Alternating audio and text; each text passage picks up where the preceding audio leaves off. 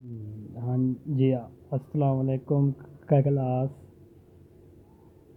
Chemistry class 10th chapter 9 की बात करते हैं हम। आप लोगों का यानी फर्स्ट चैप्टर है, क्योंकि पहले 8 चैप्टर आप लोग 9th में पढ़ चुके हैं।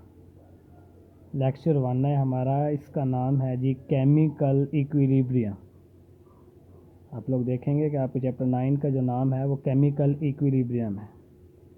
इक्विलिब्रियम का सिंपल जो मीनिंग है वो आप लोगों को पता होगा कि इसका मतलब है जी टू बैलेंस, यानी किसी चीज़ को बैलेंस करना। बैलेंस करने से क्या मुराद है कि यानी जो चीज़ लेफ़्ट पे हो उतनी ही वो चीज़ क्या हो जी राइट पे हो। और इसके अलावा बाकी आपके पास जी केमिकल क्या है, केमिकल आपके पास कोई भी सब्सटेंस हो सकती है, यानी सब्सटेंस दैट इज़ यूज्ड और produced in a reaction is called chemical.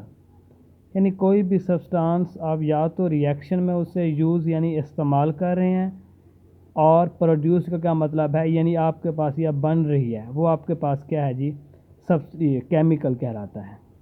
अब जिस सब्सटेंस हमारे पास क्या है, सब्सटेंस के बारे में हम 9th में फर्स्ट चैप्टर में पढ़ चुके हैं कि सब्सटेंस आपके पास क्या है जी pure form of matter is called substance. Matter जो प्योर फॉर्म में होता है उसको आप सब्सटेंस कहते हो। मैटर क्या है, मैटर का आप लोग जानते हो कि इस दुनिया में, इस कायनात में मौजूद जो भी चीज़ है सारी की सारी आपके पास मैटर से मिलके बनी हुई है। यानी मैटर का सबसे छोटा जो पार्टिकल्स होता है वो एटम्स होते हैं, यानी एटम्स जब मिलते हैं तो वो एक मैटर को बनाते हैं। इस तरह से आप देखें तो पूरी की पूरी यूनिवर्स आपके पास मैटर से ही मिलकर बनी हुई है। लेकिन जो इस मैटर की प्योर फॉर्म होगी वो आपके पास क्या होगी, सब्सटेंस होगी। सब्सटेंस में क्या क्या आ जाता है आपके पास, कंपाउंड आ जाता है, और दूसरा क्या आ जाता है जी एलिमेंट आ जाता है। कंपाउंड क्या है, एलिमेंट क्या है, वो आप लोग देखें। कंपाउंड है जी आपके पास ऐसी सब्सटेंस को कहते हैं जो हमारे पास डिफरेंट काइंड ऑफ एलिमेंट से मिलकर बनी हुई हो। देखें कंपाउंड का हमने क्या किया, substance that is made up of different kinds of elements, यानी इसमें जो चीज़ें मिलकर इसे बनाएंगी एलिमेंट्स वो सारे के सारे क्या होंगे जी डिफरेंट होंगे। दो भी हो सकते हैं एलिमेंट मिलने वाले, दो से ज़्यादा भी हो सकते हैं। अब जी एलिमेंट हमारे पास क्या है, आप लोग एलिमेंट के बारे में देखें जी। एलिमेंट आपके पास है substance made up of same type of atoms, यानी ऐसी सब्सटेंस जिसमें मिलने वाले सारे एटम्स क्या हों, सेम हों, वो आपके पास क्या कहलाती है जी एलिमेंट कहलाता है। ठीक हो गया। अब रिएक्शन क्या है, क्योंकि हमने डेफिनेशन में देखें, हमने डेफिनेशन में क्या कहा है ये देखें। हमने केमिकल की डेफिनेशन में क्या है कि सब्सटेंस दैट इज़ यूज्ड और प्रोड्यूस्ड इन अ रिएक्शन, यानी एक रिएक्शन में इस्तेमाल होने वाली या बनने वाली चीज़ें आप क्या कहलाते हो जी केमिकल कहलाते हो। अब रिएक्शन असल में आपके पास क्या होता है, देखें रिएक्शन का जो लफ्ज़ है ना आपके पास, रिएक्शन आपके पास निकला है रिएक्ट से।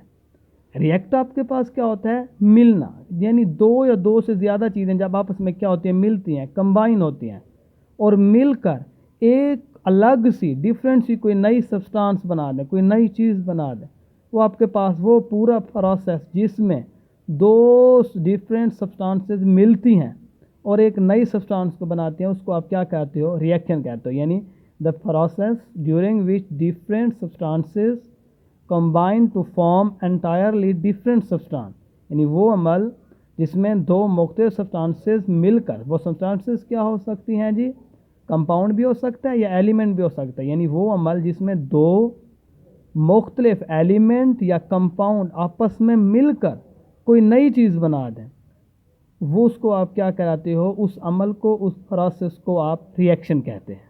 ठीक हो गया। अब हमने कहा कि रिएक्शन में हमारे पास दो या दो से ज़्यादा चीज़ें मिलती हैं और नई चीज़ बनाती हैं। अब देखें वो चीज़ें जो रिएक्शन में मिलती हैं और मिलकर नई चीज़ को बनाती हैं, आप उनको क्या कहते हो, रिएक्टेंट्स कहते हो। Substances that combine to form a new substance are called reactants, यानी वो सब्सटेंस जो मिलकर नए सब्सटेंस को बना रहे हैं उन्हें आप क्या कह रहे हो जी, रिएक्टेंट्स कह रहे हो। और प्रोडक्ट्स आपके पास क्या होते हैं जी, the new substance that is formed as a result of combination of two और more than two substances is called product. यानी वो नई सब्सटेंस, वो नई चीज़, वो नया कंपाउंड या एलिमेंट जो आपके पास दो या दो से ज़्यादा चीज़ों को, दो या दो से ज़्यादा एलिमेंट्स को कंबाइन करने के बाद बनता है, आप उसको क्या कहते हो जी, प्रोडक्ट्स कहते हो। ठीक हो गया। अब जी इस चैप्टर में हम यही इन्हीं रिएक्टेंट्स प्रोडक्ट्स के बारे में पढ़ेंगे कि किस तरह से हमारे पास ये रिएक्शन करते हैं और कैसे हमारे पास नई डिफरेंट सी चीज़ें बनती हैं। इसमें हमारे पास लॉ ऑफ मास एक्शन आएगा, reversible irreversible reactions, forward reaction, reverse reaction, microscopic characteristics of dynamic equilibrium हो गया, equilibrium constant and importance of equilibrium constant. ये हम क्या करेंगे, सारा का सारा इस चैप्टर में डिस्कस करेंगे।